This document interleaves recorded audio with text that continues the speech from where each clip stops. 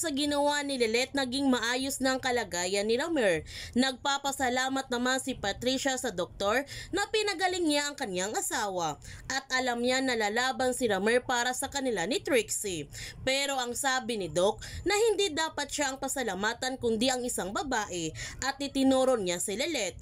Ngunit imbis na magpasalamat si Patricia sa ginawa ni Lilet, pinagalitan lamang niya ito. Gayon pa man, may ginawang programa si Lorena para ipakita sa lahat ng tao na isang inosente si Ino. Hindi naman nagustuhan ni Ino ang ginawa ng kanyang ina dahil sigurado siya nito na maraming katanungan ang mga tao sa kanya na tungkol sa kanyang ginawa kay Trixie. Sinabihan din ni Constantino si Lorena kahit anong gawin ni Ino para linisin ang kanyang pangalan, hindi na mabubura sa isipan ng tao na nirip niya si Trixie. Narinig naman ni Lilet ang kanilang pinag-usapan kaya tinanong niya kaagad si Ino na nirip talaga niya si Trixie. Ngunit nakahanap naman ng palusot si Ino kay Lilet para hindi ito maghinala sa kanya. Pero nagdududa na si Lilet na may itinago ang mga dilyon sa kanya. Kaya nung sila lamang dalawa ni Ino, tinanong niya kagad si Ino na maging honest ito sa kanya. Wala na sila sa korte, nahatulan na siya ng not guilty.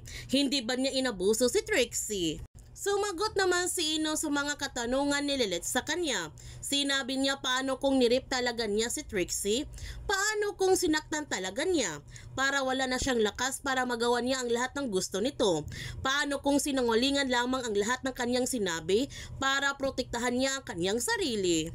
Ang sagot ni Lilet, kung sakaling totoo ang lahat niyang sinabi, hindi siya magdadalawang isip na buksan ulit ang kaso, kahit close case na ito, para mabigyan ng hustisya ang kanyang kapatid kahit naging malupit ito sa kanya. Kaya huwag natin palalapasin ang kapanapanabik na mga tagpo sa Lilet Matias.